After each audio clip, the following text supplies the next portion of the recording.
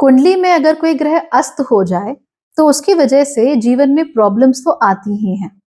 इसकी सबसे बड़ी वजह यह है कि जब भी कोई ग्रह अस्त होता है तो आकाश में हमें तो नजर नहीं आता, और जब वो हमें नजर नहीं आ रहा होता है, ऐसे में उस ग्रह के साथ प्रॉब्लम्स हो जाती हैं। याद रखिए कि ज्योतिष में जो भी ग्रह पृथ्वी के ज्यादा पास होंगे, हमारे ज्यादा पास होंगे, वो ग्रह हमारे ऊपर ज्यादा असर डालेंगे, और जो सूर्य के ज्यादा पास हो जाएंगे वो हमारे ऊपर थोड़ा कम असर डालेंगे। तो अगर हम अस्त या कंबशन को अगर हम शाब्दिक रूप से भी देखें तो उसका मतलब समझने की हम पहले कोशिश करेंगे, so we understand what it actually means. Combust का मतलब होता है ऐसी स्थिति जहां पर कोई ग्रह सूर्य के इतने करीब आ गया है कि सूर्य ने उसको जलाकर राख कर दिया है। Very dramatic, but yes, correct. लेकिन हिंदी में या संस्कृत में जो इसके लिए शब्द इस्तेमाल होता है वो होता है अस्त होना। अस्त वो स्थिति होती है जब कोई ग्रह आकाश में हमारे पॉइंट ऑफ व्यू से नजर नहीं आ रहा होता है। जैसे हर रोज सूर्य अस्त हो जाते हैं तो सूर्य कहीं जाते तो है नहीं, आसमान में ही रहते हैं, लेकिन हम क्योंकि घूम रहे होते हैं, पृथ्वी घूम रही होती है, इसलिए क्या लगता है कि वो सेट हो गए हैं, अस्त हो गए हैं, हमें नहीं नजर आ रहे। अब जिसे भी नजर आ रहे हो, नॉट आवर प्रॉब्लम। तो अगर हम भारत में हैं, हमें नहीं नजर आ रहे ना, तो हमारी रात हो गई, और अमेरिका में, कनाडा में जो रह रहे हैं उनको नजर आ रहे हैं, उनकी दोपहर हो गई। सो मुद्दा क्या है कि हमारे पॉइंट ऑफ व्यू से कोई प्लैनेट अगर हमें आकाश में नजर ना आ रहा हो तो उसको हम अस्त होना कहते हैं। अब ऐसा किस स्थिति में हो सकता है? ऐसा तब हो सकता है जब कोई ग्रह सूर्य के बहुत करीब चला जाए, बल्कि पृथ्वी के पॉइंट ऑफ व्यू से वो ग्रह सूर्य के साथ जाकर छिप जाए। और तो कोई स्थिति नहीं हो सकती जहां पे वो हमें ग्रह नजर नहीं आ रहा है। सूर्य के बहुत करीब होगा तभी नहीं नजर आएगा हमें, राइट? बिकॉज जो सूर्य की रोशनी है, इट्स अ ब्लाइंडिंग लाइट, और उसके बहुत ज्यादा करीब जाने से उस प्लैनेट को तकलीफ तो होगी ही। ज्योतिष में इसको अस्त कहा जाता है, और आपके चार्ट में हम इसे कैसे देखेंगे कि जब कोई ग्रह सूर्य के ही साथ बैठा हुआ हो, उसी के घर में, उसी की राशि में बैठा हुआ हो, या फिर सूर्य से उस प्लैनेट की डिग्री बहुत कम हो। अब अलग अलग प्लैनेट्स अलग अलग स्थितियों में या अलग अलग डिग्रीज पर कंबस्ट माने जाते हैं। जैसे कि चंद्रमा, चंद्रमा अगर सूर्य के 12 डिग्री आगे या पीछे हो तो उन्हें अस्त मान लिया जाता है। मंगल अगर 17 डिग्री आगे या पीछे हो तो भी उन्हें अस्त मान लिया जाता है। बुध 14 डिग्री पर अस्त होते हैं, शुक्र 10 डिग्री पर अस्त होते हैं, गुरु 11 डिग्री पर अस्त होते हैं, और शनि 15 डिग्री पर अस्त होते हैं। यानी अगर शनि से सूर्य की दूरी 15 डिग्री है, चाहे उनके आगे हो चाहे पीछे हो, तो वो अस्त माने जाते हैं। तो अस्त होने से हमें रिजल्ट्स क्या क्या देखने को मिलते हैं? इसके रिजल्ट्स कई सारे हैं, लेकिन सबसे पहले ये जो प्लैनेट है वो अच्छी स्थिति में नहीं होता। यूं समझ लीजिए कि वो ग्रह मरणासन्न होता है, यानी कि अपने रिजल्ट्स देने की क्षमता आप लोगों को नहीं रखता। तो अगर आपका बुध अस्त हो गया है तो वो कब अस्त होगा? जब वो सूर्य के 14 डिग्री के आसपास होगा। ऐसे में ये जो बुध है वो आपके कुंडली के 2 घरों को तो कंट्रोल कर ही रहा होगा। मान लीजिए आपकी अगर राशि कन्या है या लग्न कन्या है और बुध अस्त है सूर्य के साथ किसी भी घर में, तो फिर आपकी कुंडली से पहले घर जो कि बुध के द्वारा कंट्रोल होता है, और 10वां घर जो कि बुध के द्वारा कंट्रोल होता है, इन दोनों ही घरों से मिलने वाले रिजल्ट्स में हमें अच्छी खासी कमी देखने को मिलेगी। यानी कि योर आइडेंटिटी, योर सेल्फ, आपका शरीर, उसमें समस्या ज्यादा हो सकती है, कमजोरी हो सकती है, और आपका जो वर्क प्लेस है वहां पर भी प्रॉब्लम हो सकती है। जैसे रिजल्ट आप चाहते हैं वैसे रिजल्ट आपको अक्सर नहीं मिल पाते हैं। अब ये जो अस्त की स्थिति होती है इसमें भी कुछ कैटेगरीज होती हैं जो हमको समझनी चाहिए। ये बेसिक बातें हैं। सबसे पहले, टोटल 6 ऐसे ग्रह हैं जो अस्त हो सकते हैं। इनमें सबसे पहले हैं चंद्रमा। चंद्रमा जब अस्त होते हैं, सूर्य के बिल्कुल पास होते हैं, तो अमावस होती है। तो याद रखिए, जब कोई प्लैनेट अस्त है तो हमें नजर नहीं आ रहा, राइट? अमावस के समय पर आपको चंद्रमा नजर आता है? नहीं। ये तब होता है जब सूर्य और चंद्रमा आपकी कुंडली में एक ही साथ, एक ही राशि में, एक ही घर में बैठे हुए हो, या फिर उन दोनों के बीच में 12 डिग्री का अंतर हो, राइट? तो इसको हम अमावस की स्थिति या अस्त की स्थिति मानेंगे। ठीक वैसे ही दूसरे ग्रह, बाकी के जो 5 जिनको हम तारा ग्रह कहते हैं, वो भी अस्त हो सकते हैं। यानी मंगल भी अस्त हो सकते हैं। उसके साथ साथ ही आपके शुक्र, बुध, गुरु और शनि, ये सारे प्लैनेट्स अस्त हो सकते हैं। हालांकि 2 ग्रह ऐसे हैं जो कि कभी अस्त नहीं होते, बल्कि सूर्य के पास जाने पर वो सूर्य से कहीं ज्यादा प्रभावशाली होकर सूर्य के ही प्रभाव को नष्ट करने की कोशिश करने लगते हैं। ये ग्रह है हमारे छाया ग्रह, यानी कि राहु और केतु। तो याद रखिए कि सूर्य के करीब कोई भी ग्रह जाएगा तो सूर्य उसको अस्त कर देंगे, यानी कि उनको नजर नहीं आने देंगे। तो भौतिक रूप से ये ग्रह हम पर असर नहीं डाल सकते, लेकिन राहु और केतु के साथ उल्टा होता है। ये सूर्य को ग्रहण लगाने की कोशिश करते हैं या सूर्य से मिलने वाले परिणामों को वो खत्म करने की कोशिश करते हैं। अगर राहु होगा तो उन परिणामों को बुरी तरह से बिखरा देता है चारों तरफ, और अगर केतु होगा तो उनको एक तरीके से हॉल्ट कर देता है, रोक देता है। ये हमें देखने को मिलता है। तो ये तो हमें पता लग गया कि अगर कोई प्लैनेट अस्त है आपकी कुंडली में तो वो मरणासन सी स्थिति में होता है, तो उससे मिलने वाले रिजल्ट्स हैं वो काफी कम हो जाते हैं। They are not really strong in your kundli. In fact जब इन ग्रहों की दशा आती है, अंतरदशा आती है खासतौर पे, तो भी आप बहुत ज्यादा कुछ एक्सपेक्ट मत कीजिए कि निकल कर आने वाला है। That doesn't become possible.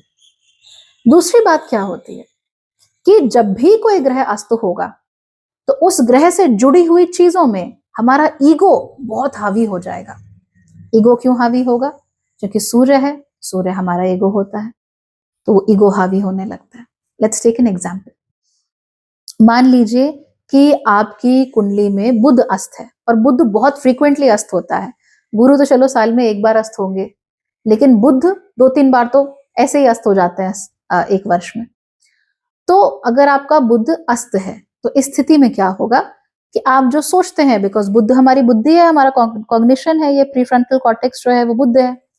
तो ये जो बुध है ये सुनेगा कुछ, समझेगा कुछ, और जितना समझेगा उसको जोड़ लेगा अपने ईगो से।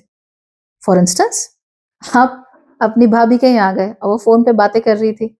बातें ये चल रही थी कि बड़ी खराब है, उस दिन उसने लाल रंग का सूट पहना था, सेम मेरे जैसा सूट उठा के ले आई और मुझे ही समझाने लगी कि मुझे अपने जीवन में कैसे पति को कैसे हैंडल करना चाहिए।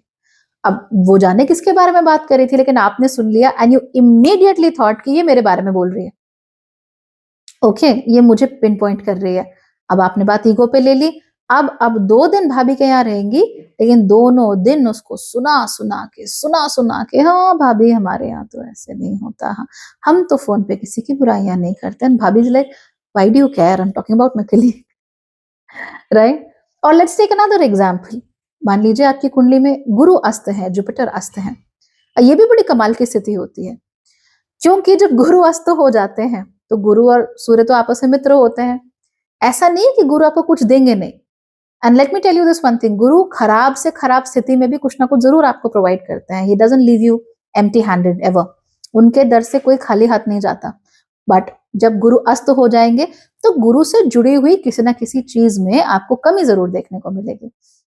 तो ये तो हो सकता है कि आप प्रोफेशनली, हो सकता है बड़ा आगे बढ़ जाएं, या दुनिया में आपकी पूछ बहुत अच्छी हो, दुनिया आपको बहुत अच्छी नजर से देखे, आपकी इमेज बहुत अच्छी बन रही हो लोगों के सामने। बट हो सकता है कि गुरु से जुड़ी हुई जो एक और चीज है, शादी, वहां आपको प्रॉब्लम हो रही हो।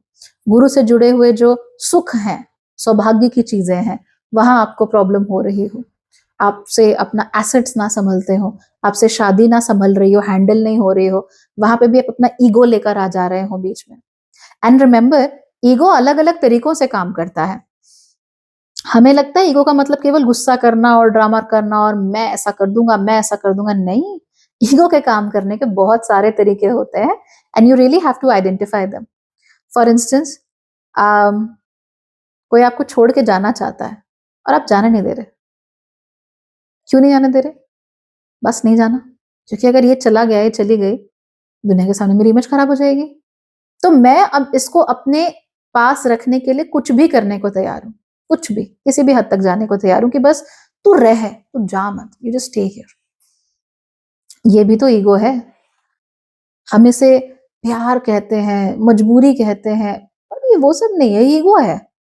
क्योंकि वो प्यार, वो मजबूरी, वो दुख दर्द, वो भी ईगो से ही तो जुड़ा है। अगर वो ईगो नहीं होगा तो ये सब चीजें कैसे होगी? तो अपने ईगो के कारण हम क्या कहते हैं कि नहीं भाई, तुम 1000 अफेयर कर लो, तुम चाहे कुछ भी पैसे बर्बाद कर लो, तुम चाहे मुझे भरे बाजार बेइज्जत कर दो, बट छोड़ के मत जाना। क्योंकि अगर तुम मुझे छोड़ के चले गए या चली गई तो भाई मेरा जाने क्या होगा, I can't handle that.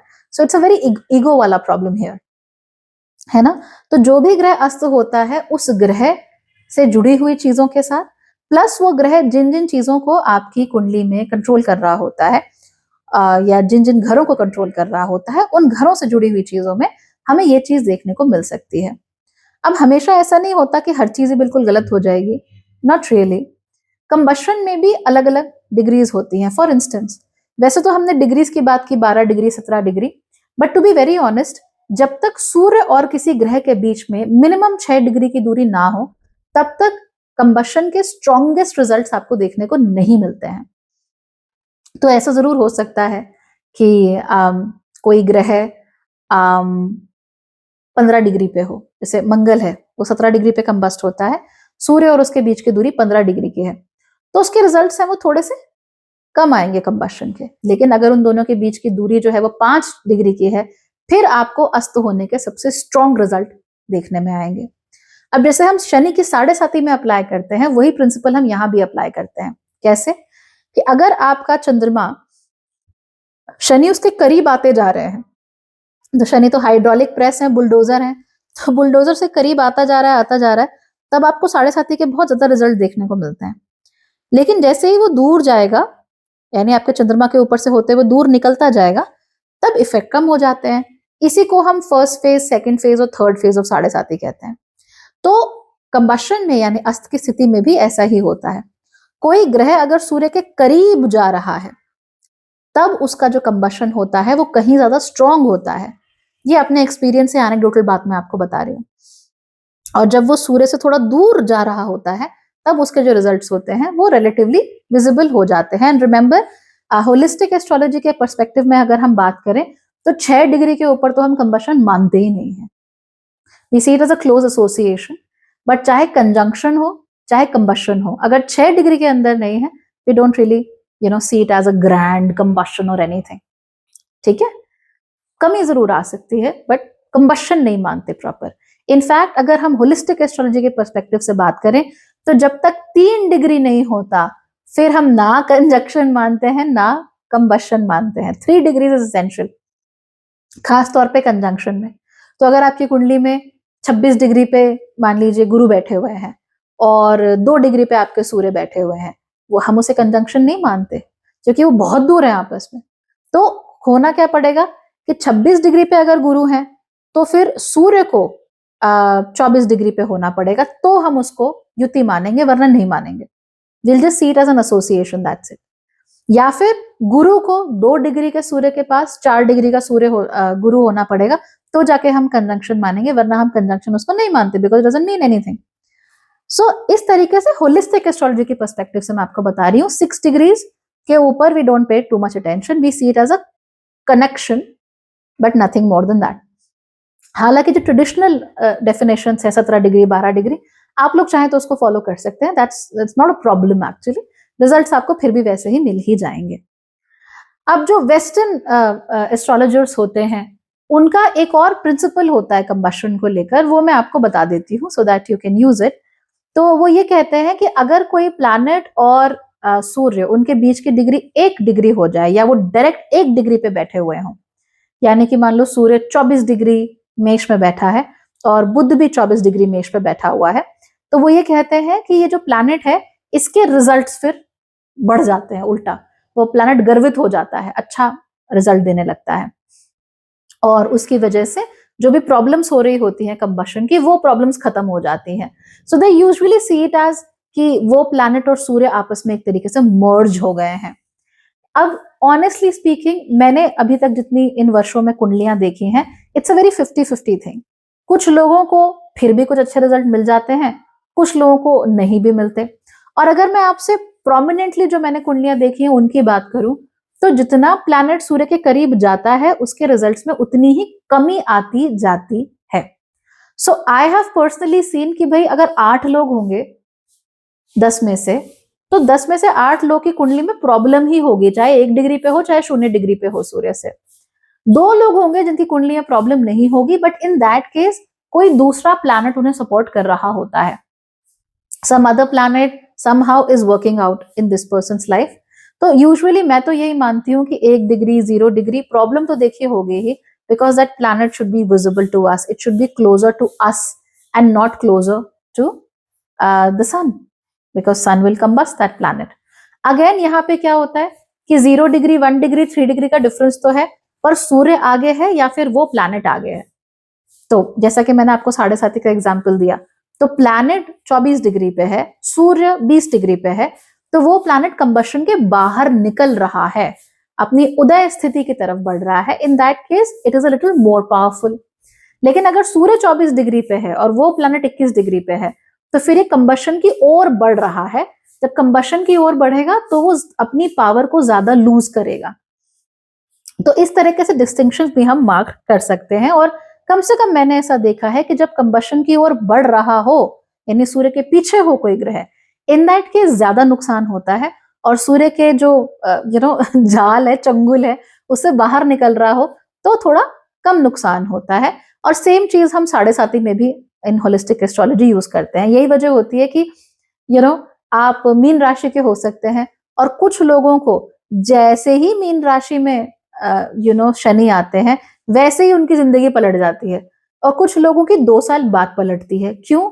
Because mean राशि में ही उनके चंद्रमा की डिग्रियां अलग अलग हो सकती हैं। तो किसी व्यक्ति की डिग्री हो सकती है 1 डिग्री, तो जैसे ही शनि ने मीन राशि में प्रवेश किया, आप तो ठाकुर तो गए हो, है ना, वो स्थिति आपकी हो जाती है।